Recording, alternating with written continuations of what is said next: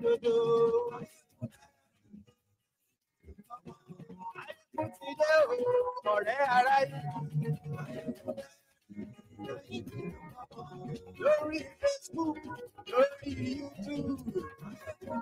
morning to you. Good afternoon to you. And good evening to you from wherever you are joining us. This is Mayego Live.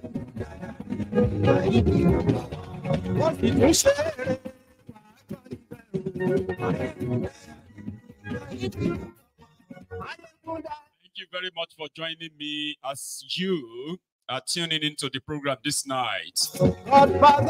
Read the caption of the broadcast and read beyond the caption of the broadcast.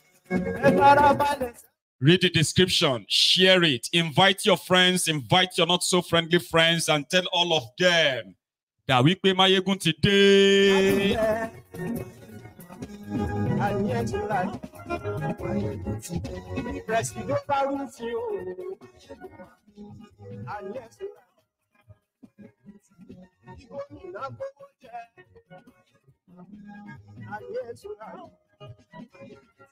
Thank you so much. Please let me know if the audio is perfect on your screen or on your device. Just before we get so down to to this.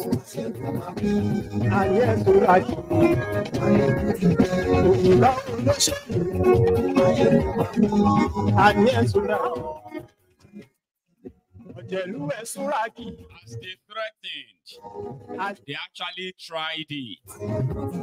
Dr. Most stupid service on behalf of Kolu.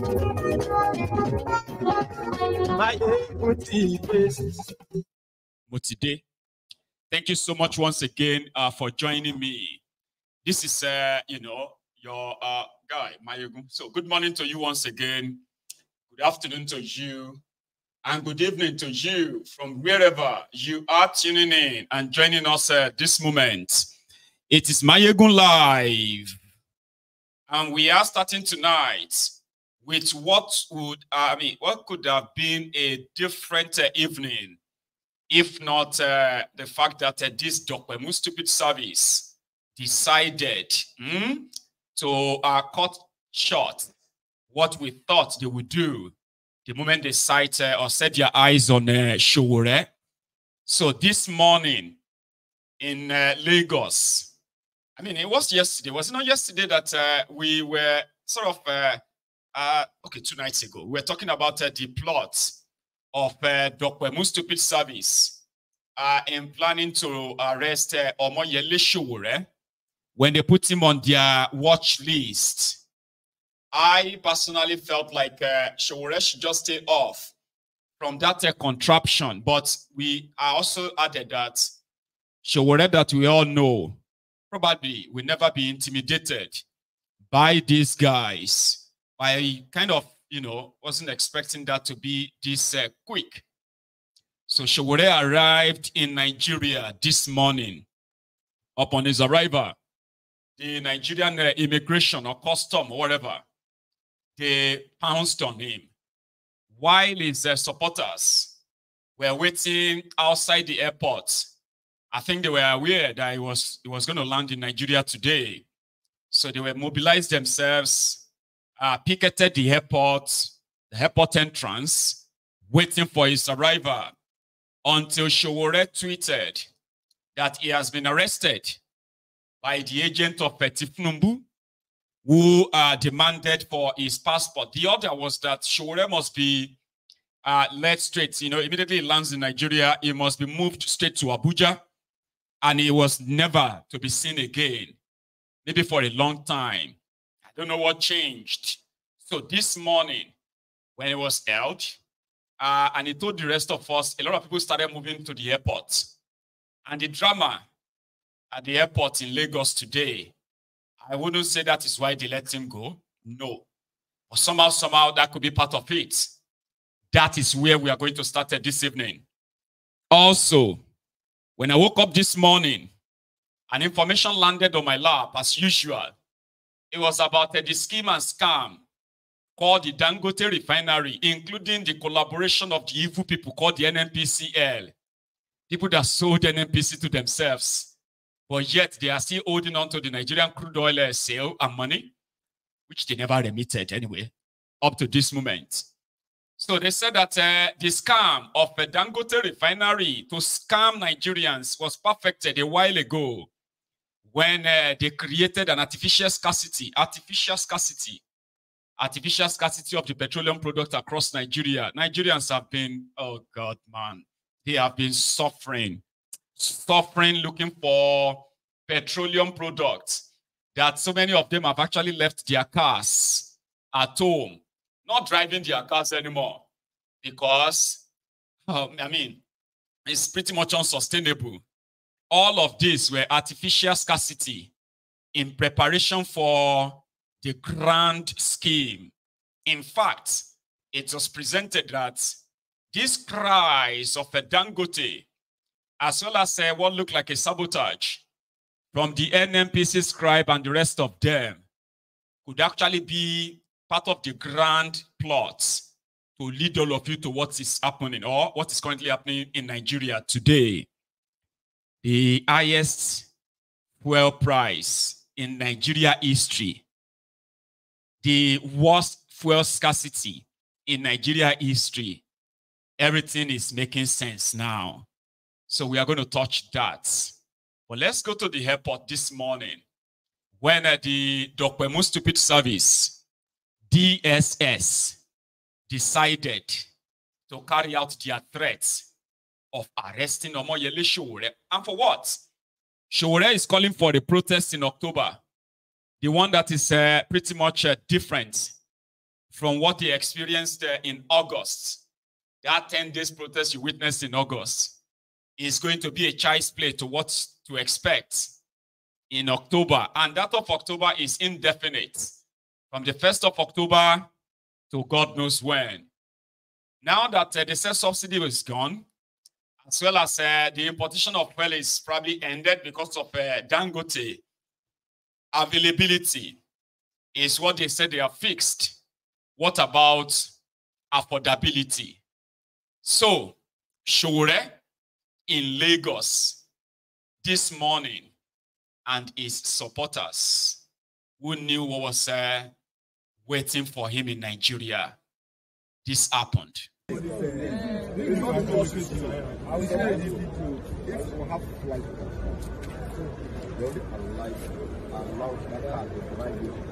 it's just a pickup, it's not a waiting point.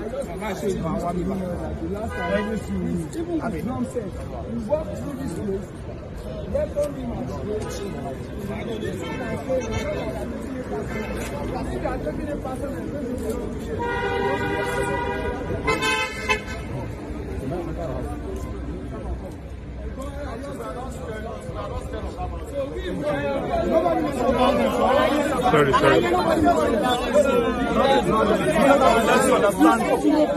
No. Don't just do that into the water. Just calm down. There's just like nursing. It is our right. This is a public place. So you cannot tell us not to, go to where we're going in a public place. For what reason? Please don't make it otherwise.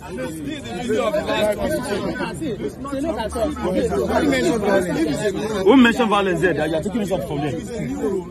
If you see violence, you stand. It is not a this is the video. I've already done that. I just came out.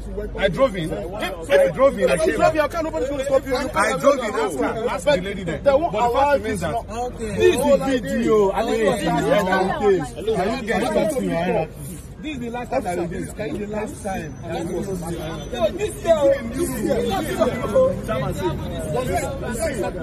Excuse me. Why is this officer man? They were here last time too. They were boss. I know they did this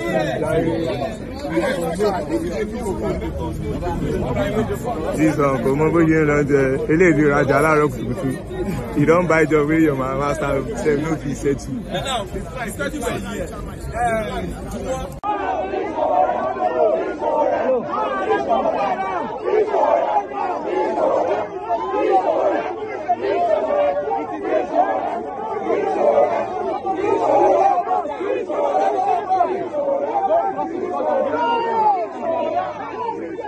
You don't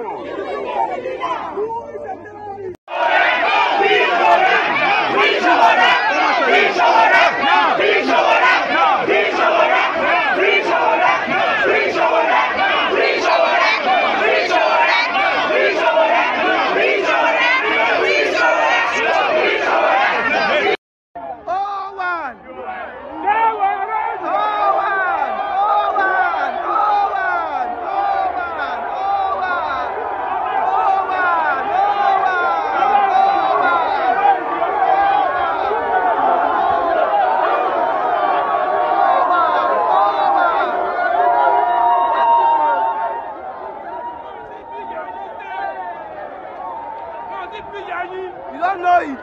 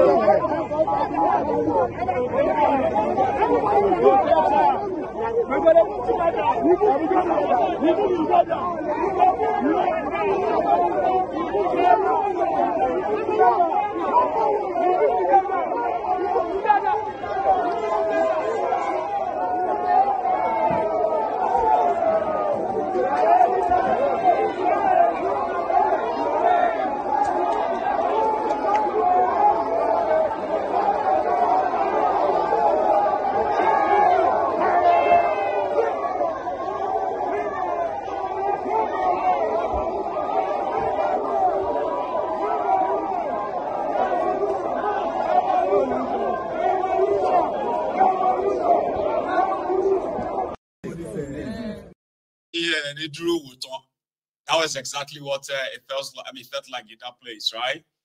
So, Omoyele Sowore, the man that has conquered fear, the fear of the oppressors. That's practically what you can describe him as. Omoyele Sowore. A lot of people were wondering, did he go to Nigeria? And why did he go to Nigeria? The guy said, I'm not going to run away from criminals because they have a state, because Nigeria is currently experiencing a state capture. The worst case scenario is that they can use that simple power they think they have, lock me up for as long as they want, but I won't run away from them. Then they changed their mind. They took his passport and let him go. That means we will do it some other time, maybe not at the airport. So Sowore met with the media. The journalists that managed to grab him at the airport said, Baba, wait till you come back on to. This was the conversation. It's been a very eventful day already. A lot from the airport and, of course, where we are currently, with Omoyele Sowore. Let me just, of course, get into the interview straight. Omoyele Sowore, great to be back home, I believe. Yes. Well, I'm back home, but it was because when I left in March and also in May, I did make a promise that I'll be back, that I'm not going anywhere from Nigeria. So it doesn't matter what anybody tries to do, and that is why when I was informed and I got a copy of their memo to the airport that I was declared wanted, it just made me feel very proud that I was once again upgraded by the Nigerian government. I've been on the watch list of Nigerian government since I was in the university in 1992. But I found out officially that I've been upgraded to the highest possible level. So, what do you mean by upgraded? Well, so they have different grades. There are people who they watch, just generally, if you are leaving the country, they just try to figure out where you're going. But the level that I'm on is a level in which whenever I arrive, I'm supposed to be accompanied, arrested, and detained, and taken to the office of the DG of DSS. That's the level that I am. I think it's the highest level. It's like the GCON of, the GCFR of the National Award for Troublemakers.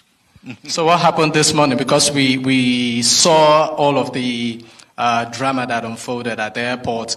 We saw security forces trying to sort of whisk you away, and at some point it looked like they let you go.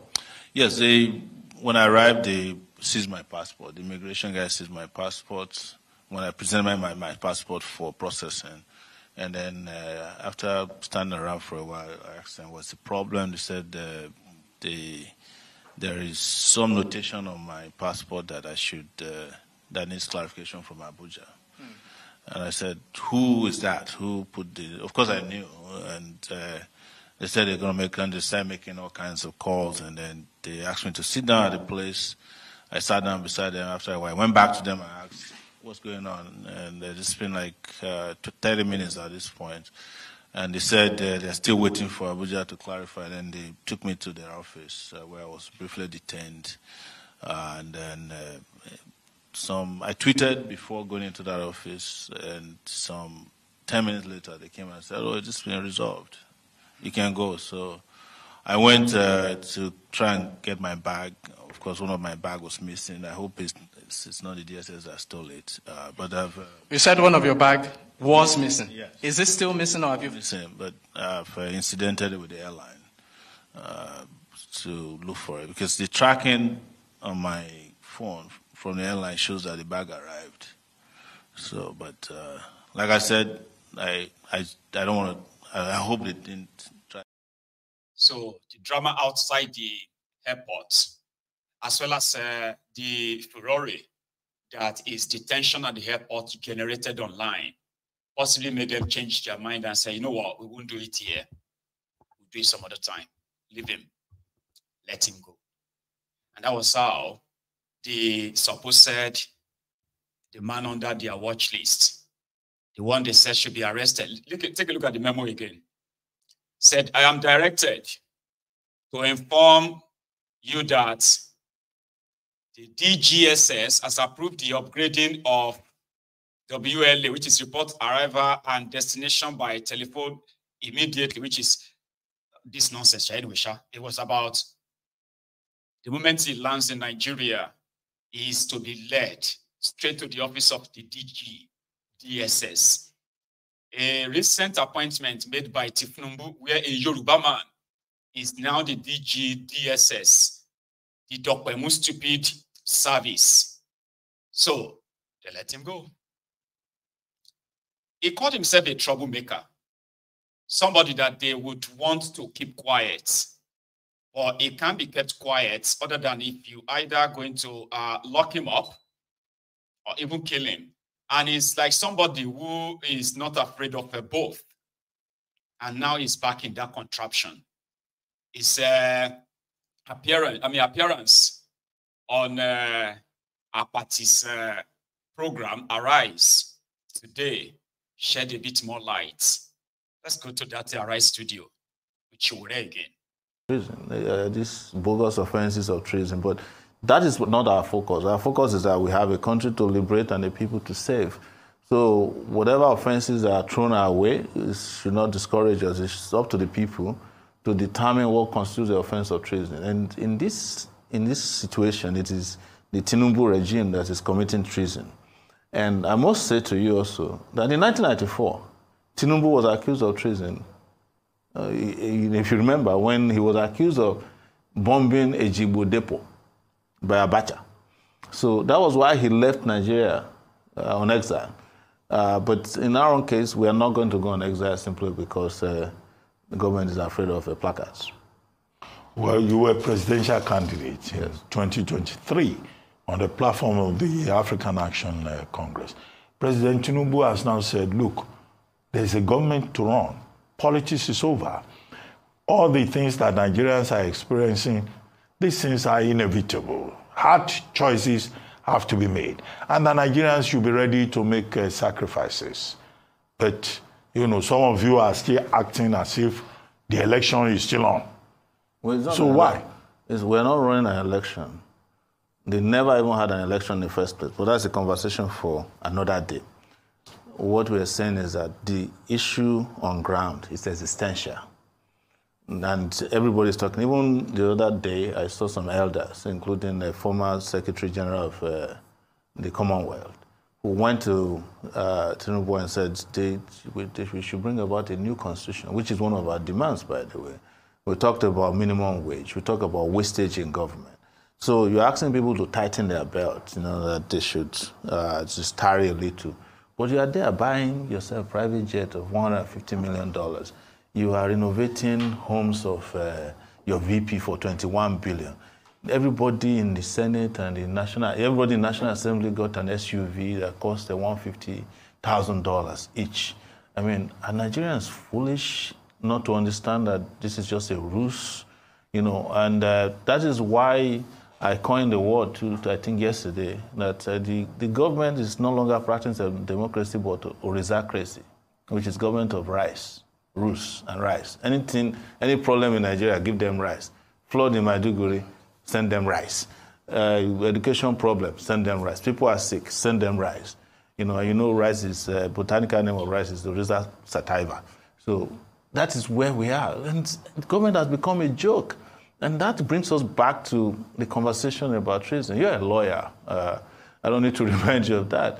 And I'm sure that if you were sitting in court representing an accused person, and it's a person that's accused of treason for carrying placards, you must look at the prosecutor and wonder whether he went to law school. Well, I know that lawyers are part of the problem. Yeah. But, okay, they've given you back your passport. Yes. They've released you. Did they ask you to report again tomorrow morning? Because giving your passport does not mean anything. You can be asked to start reporting every day until the matter is decided. What did they say to you? They just came to me and said, we were looking for, because I tweeted while I was waiting, while I was sitting in their office, that I'm now in detention and they've seized my passport. And they said, we're looking if you have a waiver for the watch list. I said, what's the waiver for watch list? And another 10 minutes later, they came and said, we resolved the issue. You can have your passport back now. And some of them actually nicely escorted me to get my bags. But by the time I got to the bag section, one of my bags had gone missing. So we're still looking for the bag as we speak. One of your bags disappeared? The biggest bag I brought had disappeared. But the ones you got, did they open them? I don't know because I didn't lock them. But I'm just hoping that they're not trying to play funny with the bags. But I've reported that to the airline. Because every bag that comes through the U.S. airline, United Airlines, you have a tracking on it. And the tracking showed that it went on the carousel to where I should pick it up, but I can't find the bag as we speak. Well, I'm just hoping that nobody will go and plant anything funny inside my bag. Okay, but for now, you are free. Yeah. They're giving you your passport, and, you have no fear that when you step out of the studio, they will rearrest you. Even if they do, I'm not a stranger to them, and we'll resolve that when we get there. Anyway, thank you very much. Thank you so much. Omoyele Sowore, presidential candidate of the African Action. So that was how the drama started and ended. In order to massage the ego of a sick druggie that forced himself on Nigeria or Nigerians. Yeah, they snatched it, they grabbed it, they ran with it, only for them to make a more mess of it that they have no idea. Almost like they don't have an idea of what they are doing. Or maybe they do. So for now, as been put, right, Sowore, that they thought they could threaten, intimidate, from coming back to Nigeria, seems to have defeated that threat. So except another one pops up again. And tomorrow it will be another, they want it. Inside that same Lagos, today, there was other drama. Earlier this morning, I received a bit of an information that is now public, okay? It wasn't like anything big deal. But what's a big deal? When I started sort of, breaking it down, yesterday they made an announcement that the NNPC or NNPCL, they have struck a deal with Dangote. Initially, they said that Dangote should probably go and find buyers for his products. When Dangote said the deal that he signed with Bukwari's government and Emefiole, even with the NNPCL, right, was that they will be buying 97% of his products. Yeah, they will be lifting that and he won't have to go and look for buyer for his products, whether it's diesel, petroleum, or